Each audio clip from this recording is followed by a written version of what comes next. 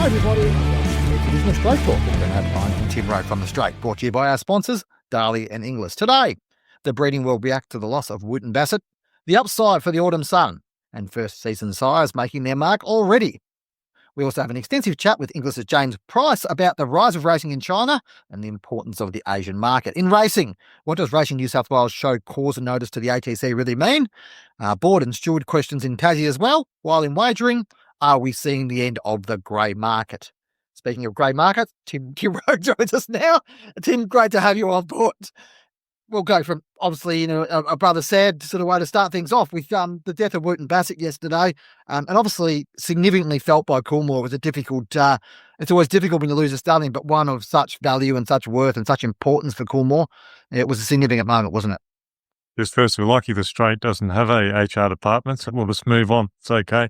But yeah, on Wootton Bassett, it is as you say, it's a devastating blow for Coolmore, and speaking to some of those guys at Coolmore, yes, the commercial impacts are massive, but it's those that deal with the horse day to day. They were devastated, particularly as it came as a shock. It was a choke, a condition that, led to pneumonia and brought to his rapid death, really. And they knew it was coming for a couple of days. They flew in vets from America and called on old vets, John Freestone. So yeah, they did everything to try and save him, and they just couldn't. And he's quite what he's done as a stallion is quite amazing. Yeah, that's a huge blow here in Australia. Even bigger blow over in Europe, where he's made such a massive, in Ireland and Great Britain, where he's made such a massive mark there with his first crop from Coolmore. Obviously, started off in France and made a massive impression there, and came up from nowhere, effectively. I think 40-odd foals in his first crop, wasn't it, Tim? And was able to build up to become, some great stats there. And in 2020, Coolmore came knocking with an enormous offer in around to 100 million Australian dollars, to bring him to Ireland. It was significant for Coolmore because they knew that Galileo was coming to his end, and as it turned out, I think they had one season together at Coolmore in Ireland. They saw him as an heir for Galileo in terms of just pushing that through, albeit he was an older stallion. I think he was 14 or whatever when he first joined Coolmore, but they knew that he was going to be able to, and the results were already there. Like, just the stats he's able to produce for his first two crops over there are just outstanding. I know in Australia, his first crop have only just turned 3. He hasn't had any stakes winners here yet, but he's had a lot of winners and a lot of horses that look like Tim they could sort of start write his name up in lights the next sort of 6 to 12 months. Yeah, there's one at Warwick Farm on Wednesday from John O'Shea and Tom Charlton and James McDonald Road that I know they've got a big opinion of, and yeah, from his European crop, 10 group winners from his first Coolmore conceived crop. And it doesn't always work out like that, where stallions, get better mares and the stats don't improve. I'd say Coolmore would admit they bought in Costa del Lago a long time ago, and his stats didn't improve from Blue Gum and Victoria, really. But yeah, Wootton Bassett has 10 group winners in his first crop, which is 3 more than Danehill and Galileo. And six of those Group 1 winners too, Tim. I think most of them Colts too for me. I think it was one filly, but most of them Colts. So, which is great for Coolmore because it obviously gives them an opportunity to build on top of that.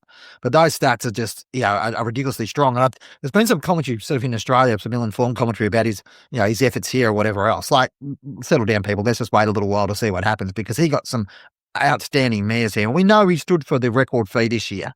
It's around 85,000, and that'll stand for a fair while, I think, that record. But, people love to, I guess, knock down a tall poppy around that stuff. But there's no doubt he will have multiple Group 1 winners in Australia with the quality of horses he's had. He's had, I said he had 4 books plus, whatever he's had so far this year. It's a very small book, probably of maybe 10 or 15 mares since September 1. Yeah, it's a moment for Coolmore, and obviously it's an emotional moment. And look, let's face it, Coolmore are an emotional organisation. They're not a cold hard corporation. It's the way that they work. They built their success on these champion stallions, be it, Danehill back in the older days, Galileo, and then now, of course, with Wootton Bassett as well. So speaking of stallions, Tim, and also Galileo kicked in there, the autumn sun, obviously he was a stallion who we were a bit worried about this time last year. He missed a season with a pelvic issue, which is not something you want to have happen as a stallion, obviously. That was obviously a difficult moment for Arrowfield, but his progeny continued to win on the track. He's obviously back servicing the barn, and things are going well with him as well. His upside's quite significant from here, isn't it? As in, we had 2 winners at Flemington on Sunday, and you can argue about the depth of the Derby and Oaks previews, and the Oaks ones, went at a canter, but still to sire those two winners when some of the sections of the industry bemoaning the lack of staying stallions, and as John Massaro told me, if you send a fast mare to the Autumn Sun, you can get a good sprinter miler, and if you send a mare with a bit of stamina, you can breed a very nice stayer. And he's obviously missed last year, but he's got yearlings that sort of 60 odd or his lowest numbers, so there is going to be a halt to his momentum, but he's getting 150, 160 mares of quality this year. And I did actually speak to Richard Rutherford, who bred Autumn Boy this week, and the dam just had a Hellbent filly at Amarina recently, and she's due to be served next week by the Autumn Sun. So, go back there, nice Saberbill mare. So we're looking, given Wootton Bassett's gone, Sitzel's died, Fastnet Rocket been pensioned, Written Tycoon's probably, not long left in terms of, well, he's private anyway. You're looking for that next commercial stallion outside I'm Invincible and Zoostar, and hopefully the Autumn Sun is part of that. Yeah. I mean, what you talked back about before about those mares, that's what John Massaro would have said about British Choice. And no doubt what was said about Danehill, that you send, depending on what mare you get through, you get that type of horse. So, they're the sort of reliable producers you need. And his records only get stronger to stronger. And speaking of size, of course, positive news out of the first season size, Stay Inside and Home Affairs out of the first Sydney trials on Monday, Tim. Yeah, Home Affairs, like you want to see them fast and early, but you want to see them fast. And a couple of those Home Affairs winners were very impressive, as was the Stay Inside winner. So there's plenty there to keep the, the nominations ticking over, but the enthusiasm for those high-profile first season size Home Affairs, of course, the Coolmore Stud Stakes winner and Stay Inside a Golden Slipper winner. Yeah, again, those trials probably they're not as important as maybe they once were, and certainly, as we said, I think it was on this podcast last week. Newgate, for instance, didn't have any 2-year-old runners this week or trialers, but history shows there was 10 stakes winners out of last year's heats. Raging Force didn't run immediately after trialling, but he's come through the winter and won a stakes race at 3. So there will be some good horses there, and obviously Joe Waterhouse and Adrian Bott had trained a lot of the winners, but horses behind them obviously have talent, and the constitution to race or trial at this stage is a good sign going forward that a proportion of them are going to make their mark. Yeah, and it's an issue one too, seeing Gay and Robbie Waterhouse both at those trials on on Monday, along with Adrian Bott as well. But maybe Gay's getting to the point now about the time of our life where she's like, well, what are we waiting around forever for these horses? Let's get them out. I mean, they've always got a terrific record with their 2-year-olds. Yeah, and obviously they'll have the dominant favourites probably for both the Breeders' Plate and their Jim Bear. The following segment is brought to you by Darley. We've talked about emerging stallions. Now let me throw another one into the mix. Native Trail. Breeders can stop calling him the best-looking stallion on Darley's roster. And that's on top of being champion 2-year-old and a classic winner at 3. The scary part, his foals are just as sharp-looking as he is, like Too Darn Hot all over again, but with his own twist. Native Trail has the looks, the race record, and now the foals to back it up. He's staring you right at the face. Native Trail, standing at Darley Kelvin's side for $27,500. Now joining us on Straight Talk is James Price, Inglis Victorian Bloodstock Manager. James, your remit has extended far further than Victoria over the last couple of weeks. You've just returned from a trip to Hong Kong and China with Inglis's representative, Nikki Wong.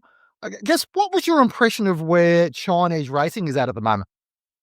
It was a fantastic trip. Obviously, took in China at the beginning of the trip. Mr. Zhang, what he's doing over there is just quite extraordinary. I mean, we've seen his investment, closer to home in Australia, and then obviously into Europe and America and all these other countries. But to actually go to his mainland and see his investment is quite extraordinary. Yeah. In terms of infrastructure, in terms of horses, and I think what's far mind-boggling is the opportunity for profit and to earn money there when there's no gambling and no real sustained industry is extraordinary. I mean, he's just putting up front all this money to encourage mainland Chinese people who already love the horse, but to love horse racing as well. So it was fascinating, and all credit to him. And these gentlemen who want to put this money in we wish them all the best. He could quite frankly be buying boats, he could be buying cars, he could be buying properties, which look, I'm sure he's doing anyway. But the fact that he's willing to invest in horses, we wish him all the success because we all set to benefit from it. And one of those events in China, James, was the Yulong sale. Talk us through that, what that's like in comparison to Australian, Australasian sales and how it works over there. So it's set in a sale ring on what is part of the sort of the Yulong Jockey Club precinct, which is all-encompassing racetrack, sales auditorium, offices, paddocks, stallion barns, the whole box and dice on this one property. So it's a sale auditorium which is as good as any auditorium you'll see in the world. And so it was a sale on the Friday which had about 60 thoroughbreds, and then there are a few other sort of pleasure horses. He did a quick stay-in parade of the stallions that he stands in China. And at the end of the sale, there's a few alpacas, a few donkeys, so it was sort of quite entertaining. But the sale itself, in the past, it's been horses that were not just owned by Mr. Zhang, but this sale was 60 thoroughbreds, all owned by Mr. Zhang, from mainly racehorses and young horses. Interestingly, he had a horse that actually passed in. It was an Alabama Express.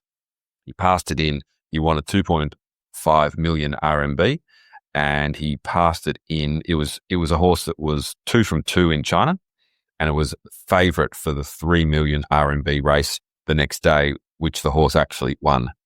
So he knew his form. He was willing to put 2.5 million reserve on it, and managed to win the race next year. Like, we're talking about a $3 million RMB race, which is equivalent to about $650,000 in prize money. So it's significant investment. Interestingly, the auctioneer is a female auctioneer who started auctioneering pigeons. Obviously, China is fascinated with pigeon racing, so she's learned her craft with pigeons and spent some time overseas with other sales companies, but now is the sole auctioneer. So, like the old days in Australia, Mr. John Inglis stood up there and sold the entire day. She stood up there and sold for what would have been 6 hours. So full credit to Teresa. Yeah. Somebody might come back, tell a few of the English guys to pick up their act. They take a break after 40 minutes. They've got to pick it up a bit. It is interesting. You talk about selling pigeons. Like, if you go back through history, a lot of these auctioneers, apply their craft across so many different areas, whether it be cattle, back in the old days with tobacco, a lot of this stuff came back from auctioneering tobacco. So there is a strong history of auctioneers coming from different areas. And, we obviously see that with some of the auctioneers that work in the space in Australia, then go back and, work in, domestic auctions or whatever else, or other real estate or whatever else. So the skills are transferable, but it is fascinating to see in another context, isn't it, James? Yeah, for sure. I mean, I'm no auctioneer, but it's certainly it's a skill that you have, and you can apply it to different fields. And I suppose it's about standing up there and sort of semi-entertaining the crowd. So whether you're selling tobacco, horses, or pigeons, it's a craft that can be used. And she did have a support there to help with breeding of the pedigrees and that sort of thing. But no, full credit to her. We might see her in Oz at some point. Yeah, that'd be very fascinating. The race day as well. I mean, what was that like? You got to see a couple of English graduates, as I think I saw there as well. But that was in Ho Hot. Talk us through sort of what that looked like, and I guess your impression of how that's developed over time. Yeah, so the race day itself was on the Yulong precinct. So I think we know sort of Zhang's setup. We think it's in Ho Hot, which is where you actually fly into, but it's actually 3 hours south. Ho Hot is in a county called Inner Mongolia, which is part of China. But Mr. Zhang's setup is actually in Shenzhen. No, not Shenzhen. Shenzhou, which is 3 hours drive south, in his hometown called Youyu, which is where his setup is. So that's where the race day was. It's a racetrack very much built, I would say it's a sort of oval 1,600 metre track. The majority of the races were 1,200 metres down the back straight and around the home turn. Look, the home turn is quite tight, but there were, we had 6 races, very much similar to Hong Kong, half an hour in between. And the horses looked terrific. They were incredibly well cared for. Very much, I think, there's a good relationship between Mr. Zhang and also the Hong Kong Jockey Club. There are horses from the Hong Kong Jockey Club. There's 52 horses now on Mr. Zhang's site being rehoused and rehomed. So there's a really good relationship happening there. And there were representatives of the Jockey Club there for the race day.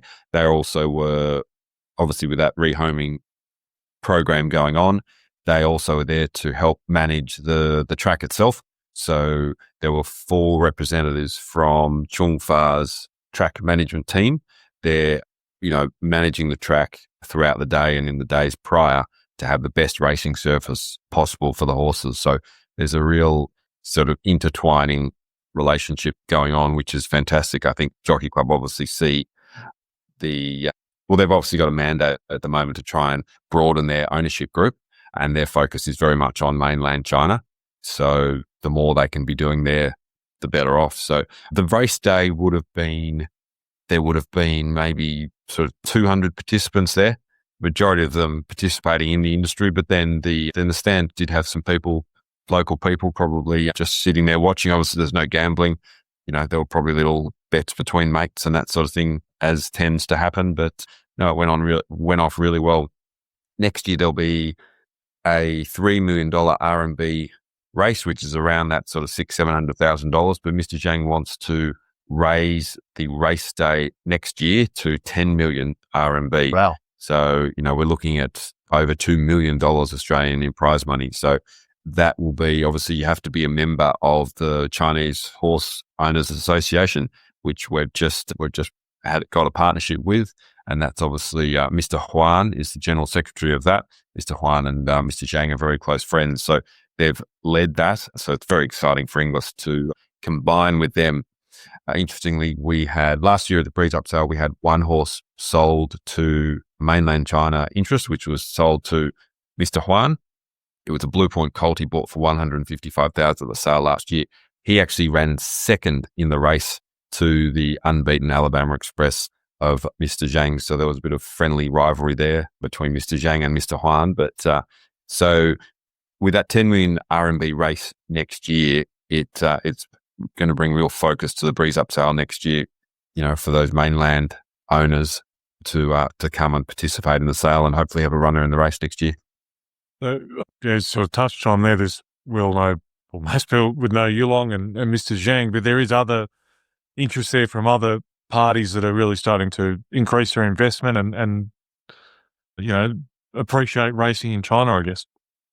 Yeah, certainly. And Mr. Zhang has very much led that charge. And, obviously there's the language barrier that many Chinese people struggle with in terms of trying to get into the industry. They've got this, you fly into Ho Hot and there's these statues of horses just on the corners of streets. So they've obviously got a passion for the horse. It's just holding their hands and guiding them to the industry. So Mr. Zhang, I think he really sees himself as a flag bearer for racing and also the horse itself in mainland China. So I think the more we can get around Mr. Zhang, he'll lead us to these new owners, which is fantastic. Case in point, the new alliance we have with the Chinese Racehorse Association. People see Mr. Zhang as a real sort of pinnacle of the industry, and so they just want to follow him and support him. So there were people in Hong Kong at that Yulong race day, and they're looking for a horse to race in China next year just to support Mr. Zhang and what he's doing for racing. So it's quite extraordinary. Mm. Yeah. And then from a breeding side, James talks about, we've seen some of the stallions from over here being exported to China, Rubik being an example, I think Vancouver, another one as well. But how significant is the breeding opportunity in China, do you feel obviously short term, it builds it up, but even longer term? Yeah, I think, with support like Mr. Zhang and Mr. Huan. So Rubik's an interesting point. Someone asked me, did I see Rubik? But no, I didn't see Rubik because he was bought by Mr. Huan and his breeding operations 3 or 4 hours east of where Mr. Zhang's set up. So I didn't see him. But yeah, I went around the stud and saw maybe 150 mares, 150 foals, and they all looked in fantastic condition. Amazingly, they've got a horse handler or a horse husbandry person with horses 24 hours. So even in the middle of the night, there's someone there caring for the horses. They look fantastic, fed amazingly. So there's certainly opportunities there to breed. I suppose there's a huge amount of land. Yeah. in mainland. So as long as they can, I suppose, yeah, I think there's certainly opportunity, but probably, I mean, Mr. Zhang would probably identify that the horse husbandry skills are very good at the top. It's now about supporting what's underneath that to sort of to carry the industry through. Yeah, and sort of develop that scale. I mean, that's the challenge, isn't it? I mean, to get to scale, you need, as we know in Australia, you need so many qualified, skilled people to be able to do that, don't you? So that's probably part of the challenge. And getting the good horses or getting the quality of bloodstock probably won't be an issue for Mr. Zhang, but getting to that level of having the capability around those horses will be key, won't it? Yeah, I think so. And also we look at, we talk about mainland, but we above China is obviously Mongolia. Mongolia being different to Inner Mongolia, and Mongolians have had a love for horses for centuries upon centuries. But I think they're starting to look at opportunities in thoroughbreds rather than just the Mongolian pony, as we call it. So I think Mr. Zhang sees opportunity there. We've got some Mongolian owners racing horses here. They've had some success with Danny O'Brien. They bought some horses at the yearling sales this year. So, we'll start to see a bit of an influx of Mongolian-owned horses here in Australia, but then see horses extend to and have racing up there. And further on the partnership with the China Horse Owners Alliance, what does that involve? Is that like an exclusive thing with Inglis, or does it prevent them going from other sales? How's that going to work? No, it's just an alliance, so it's not exclusive to Inglis. The head of the alliance is Amy Feng. She wears a few hats. She also supports Magic Moon. She supports Arcana, but as head of the Owners Association and now with our alliance, she'll be working with us as well. She'll be at our sale next month, and basically she provides a supporting role for those Chinese owners wanting to invest and attend the sales. So it's not exclusive; it just strengthens the opportunity for those owners to purchase at our sales. So do we expect sort of greater mainland China participation at the sale next month, James, or is that sort of like just coming as time comes through? I mean, what sort of time frame we're looking at here in terms of, I guess, that greater engagement from the Chinese owners? Oh, I think we'll certainly see. We only saw one last year bought from mainland China on the results, but I think certainly we'll have. I would anticipate Mr. Huan will definitely be here. I think he's aiming to buy 2, and there's probably a couple of other owners looking to participate in the sale. So certainly the numbers from China itself will hopefully grow at the sale next month. And how important is it, people like yourself, James, going to China and Hong Kong, and as we know, Nicky Wong's been in Philippines and in Malaysia at the moment, to have representatives on the ground, and all the sales companies do it, but to forge that face-to-face relationship with your Asian clients?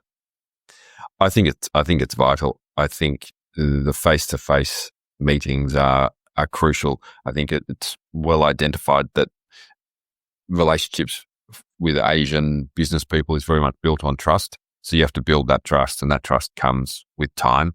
It doesn't just come with one meeting. And, I was in Hong Kong 4 times last year, and that's my second trip this year. Nicky has been there 3 times already. He's got another 2 trips after this trip when he gets back. So it's very much just face-to-face meetings, but also face recognition. You go to the races and you walk into the parade ring, and, you just acknowledge people you might not have met, but you're a familiar face to them. So it very much helps. It also, we're in a very fortunate position at Inglis that our graduates are doing extremely well, particularly in Hong Kong. So it's a good news story that we can share with them, and they have confidence in us as individuals that they're happy to rely on us, but they've got confidence in what we're selling them at Inglis, that that horse can go on and be hopefully a successful racehorse for them.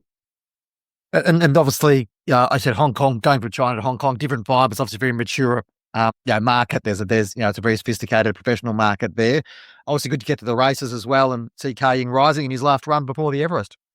Yeah, that was amazing. Yeah, everyone sort of says, what's he like? And he's an incredibly wonderful specimen to look at, and he's obviously got an amazing heart and amazing set of lungs. So yeah, he's quite extraordinary. And as we know, these sort of horses, they develop the next generation of racing fans. So it was fantastic to see him on day one of the carnival. And it's a much different industry in Hong Kong than it is China, and it's very much evolving. I think we're looking at a much younger ownership base. people, they're obviously broadening their ownership base. So it's not just sort of the middle to upper generations owning horses. It's much younger people, men and women in their 30s and 40s, and that generation want to get involved. They don't just want to rely on an agent or a trainer to buy the horses. They want to have input. And obviously in the technology era that we're in, they have those skills and have everything at their fingertips to make those decisions. And that's why we see, far more owners here at our sales, here at our races, because they want to be involved. They love the horse, and they want to take part in what they buy. That's why we have these people visiting Australia all the time, going to their stud farms to pat these horses and look after these horses and make the decisions themselves. So it's very, very exciting. And obviously, I think, you wonder, you ask why are they buying far more horses from the Southern Hemisphere than Europe? I think the time zone obviously works with them. They can watch Australian racing.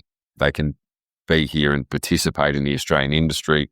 I think the familiarity that particularly trainers have with the Australian Southern Hemisphere product is very noticeable now. I mean, you look at the new trainers that have gone in there. David Eustace is obviously an Englishman, but he's trained here in Australia. Mark Newnham doing very well. You look at James Cummings about to go in there. Brett Crawford's just arrived in there. He obviously had huge success in South Africa. He knows the Australian product with Group 1 winners like Run Fox Run. Even, I suppose you look at the sort of the local born trainers like Pierre Ung, who's young, but he obviously trained in Australia under David Hayes, Chris Waller, Mick Price, David Payne. So there's very much an understanding of, Australian training methods, Australian bloodstock. And probably a very interesting fact is this season, 87% of the winners have been Southern Hemisphere bred. So we're looking at 45 races, 39 have been bred in the Southern Hemisphere. So we're seeing, obviously that's sort of chicken and the egg, the winners start coming, and then more horses from the Southern Hemisphere. So we're on a pretty good roll. Even you look at horses, even you look at the Hong Kong Derby, which I think people sort of probably put up there as the number one race they want to win in Hong Kong. We're looking at a 2,000 meter race for 4-year-olds. You would think that there would be an inclination that those winners would be coming from Europe, but 8 of the last 10 have been bred in the Southern Hemisphere.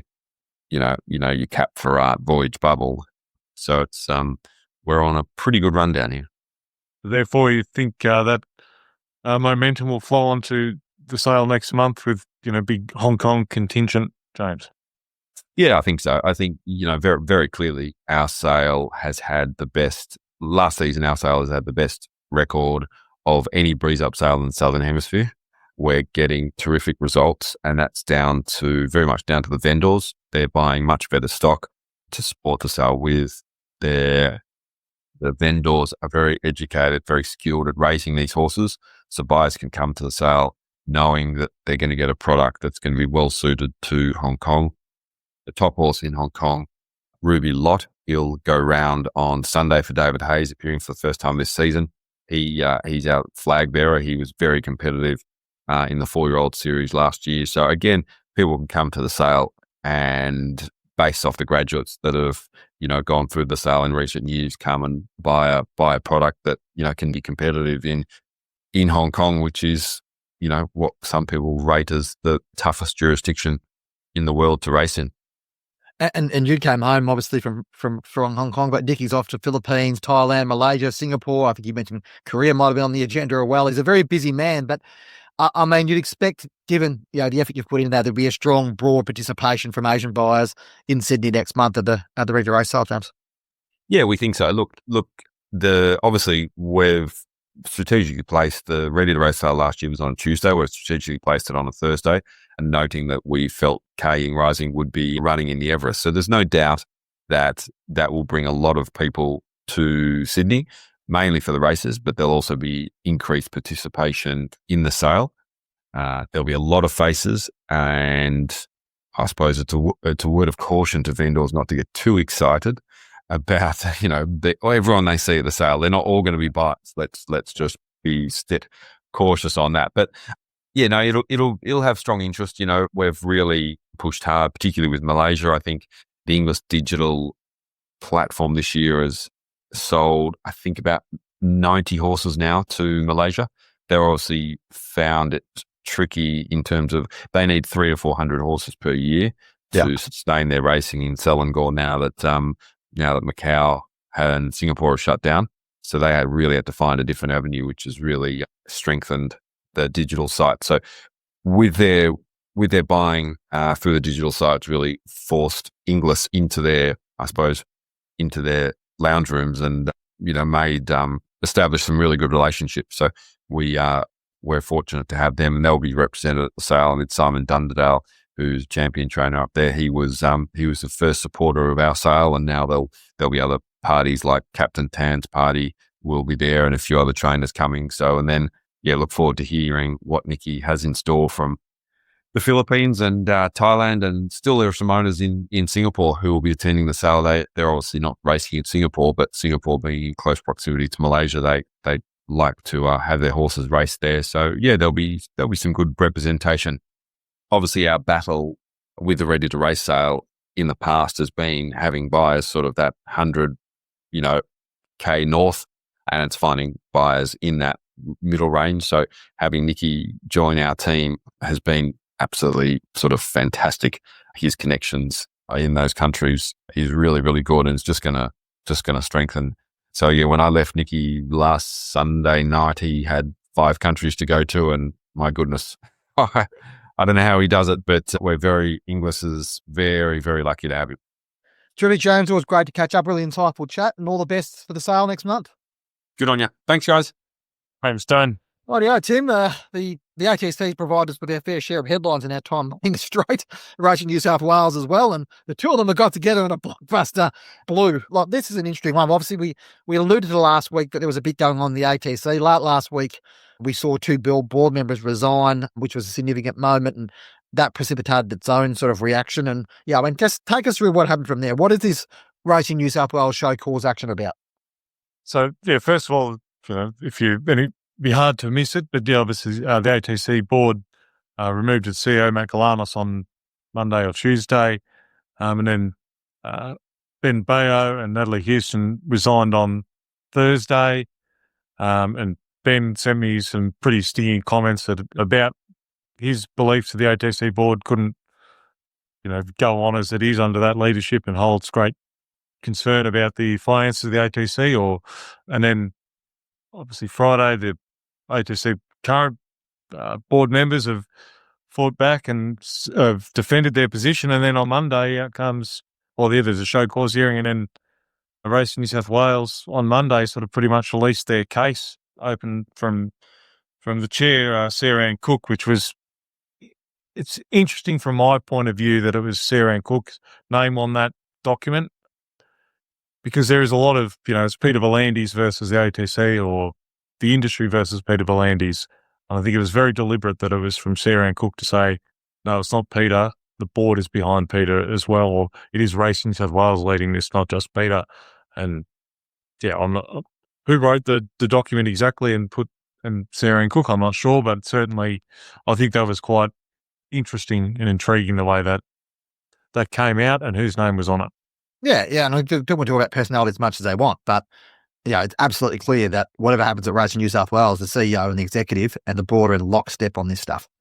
There's very little dissent amongst the Racing New South Wales board about that. I think probably what was surprising was you offer someone a show cause hearing, and then pretty much you put your prosecution on the table and say, well, this is what you're dealing with, publicly.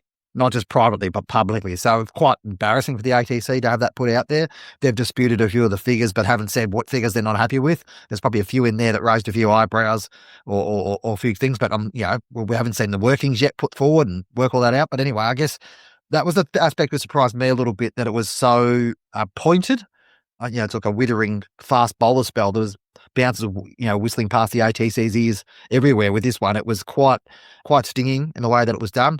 I think I described it as brutal, and I think, it probably does sum up the concern that Racing New South Wales have. And now there's a broader context here that people are talking about. Well, is this Racing New South Wales' method of taking over the ATC in terms of administration and doing the things they want to do. And the first thing that comes up is the Rose Hill sale. Now, there's no example, there's no evidence that Racing New South Wales are planning to do that. But you can understand, given the nature of the Rose Hill debate, why people think that might be the case.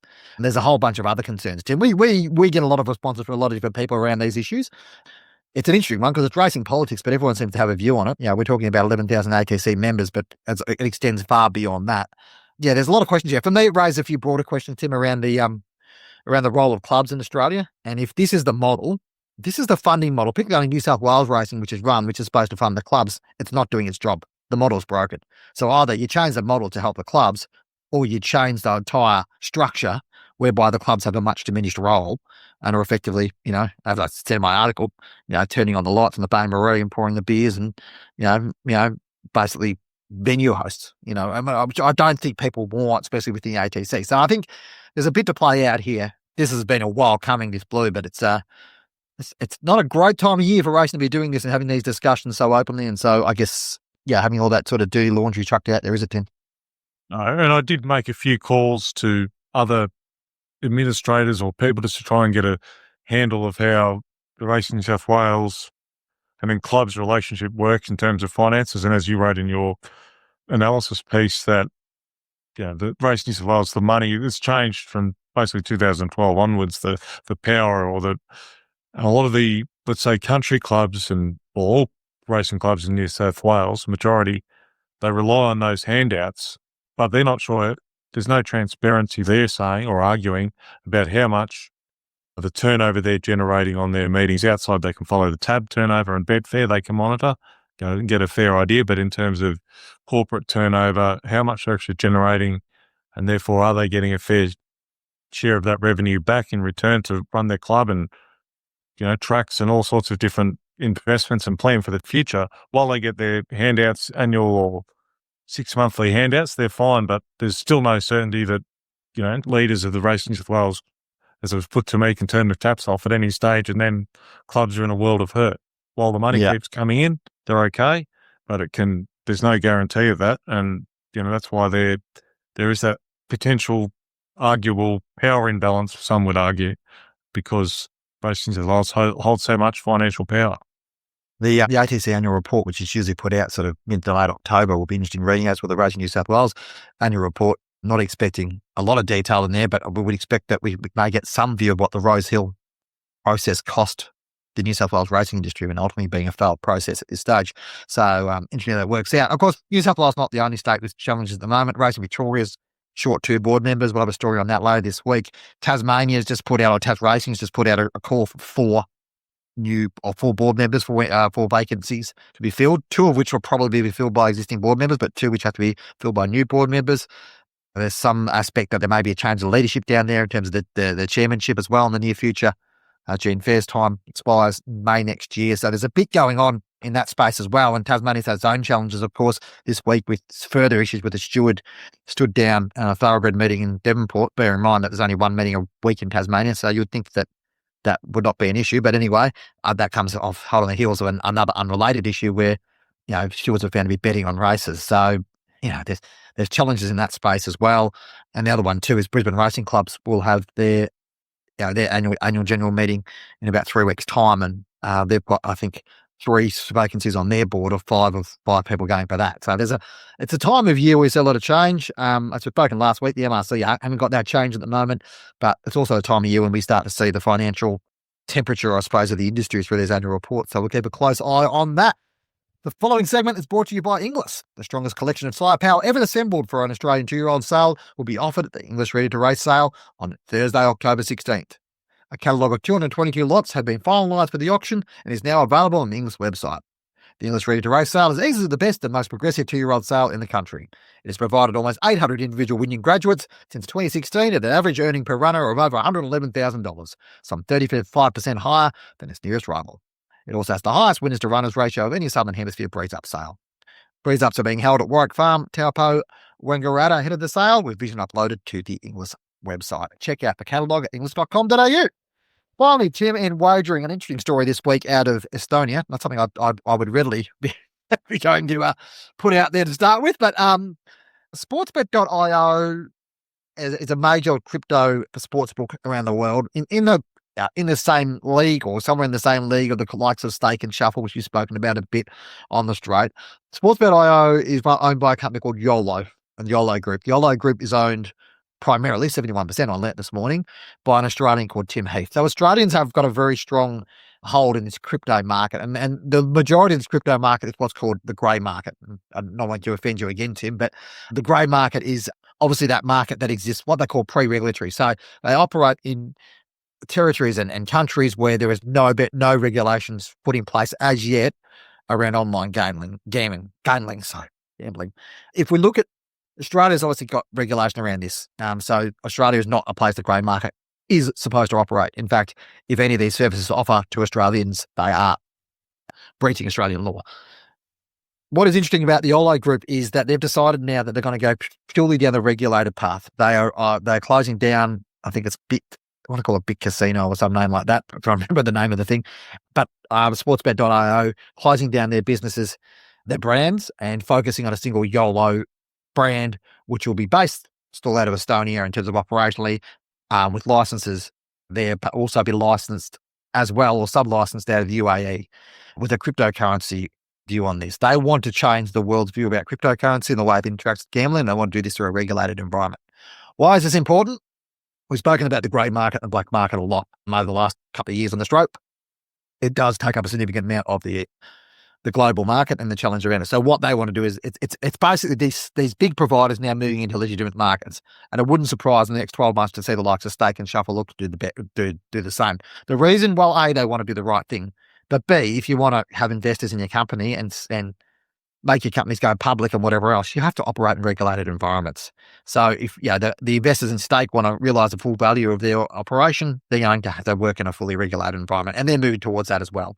So that's just the nature of it. Anyway, it's an interesting little step.